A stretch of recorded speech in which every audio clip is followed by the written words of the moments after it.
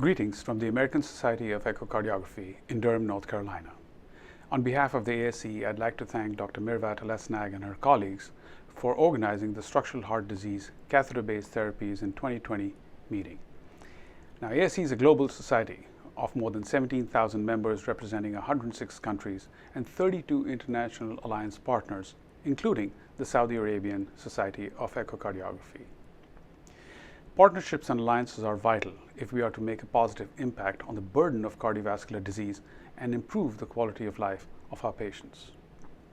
Now, these partnerships must cross the boundaries of subspecialty and even specialty, since we must remember that we are all part of one team.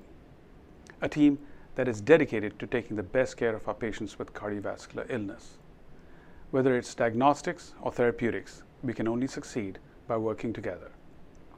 This meeting marks one of those efforts at making a difference in the lives of patients with structural heart disease. ASE is proud to partner with the King Fahd Armed Forces Hospital in Jeddah for this important meeting. Welcome to the pre-meeting ASE course and enjoy the discussion. Thank you so much.